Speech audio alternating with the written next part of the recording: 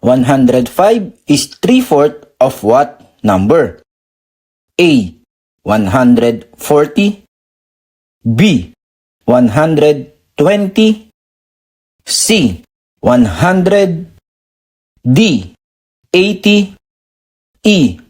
60.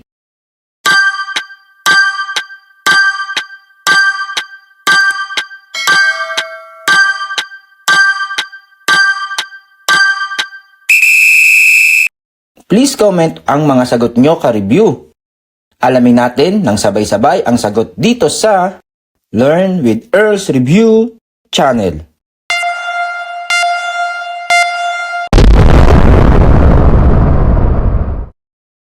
Para sa mga ka-review na balak kumuha ng CSE 2025, ito ang guide sa pag-a-apply. Step 1. Follow nyo ang official FB page ng CSE sa region nyo. Dito, malalaman nyo kung online o walk-in ang pagpili ng schedule. Step 2. Prepare ang mga requirements. Application form, fully accomplished. 4 pieces, passport size picture.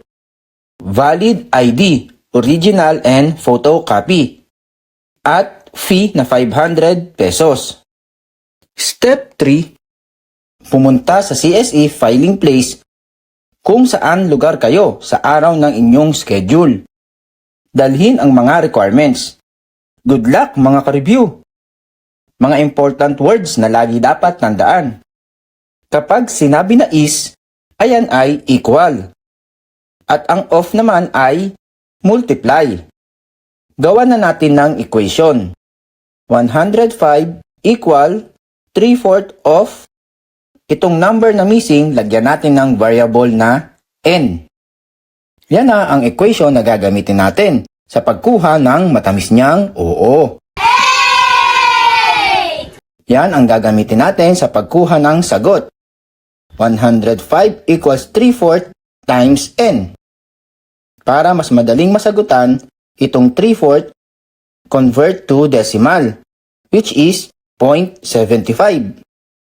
105 equals 0.75 multiplied by n. Divide natin ito by 0.75. At ito din, 0.75. Cancelled. Matitira na lang ay n. 105 divided by 0.75. Gawin nating whole number ang 0.75. 0.75 magiging 75. Dahil nag-move ng dalawa dito, add tayo ng dalawang 0 dito. 1 dito, 1 multiplied by 75, 75. 105 less 75, 30. Bring down 0, 300 divided by 75, 4. 4 multiplied by 75, 300. 300 less 300, 0. Bring down 0 ulit. Dahil 0 na ito, 0 na din tayo dito. Ang sagot ay A, 140. Sana nakatulong ang solution ngayon ka-review. Correct me if I'm wrong. Subscribe for more.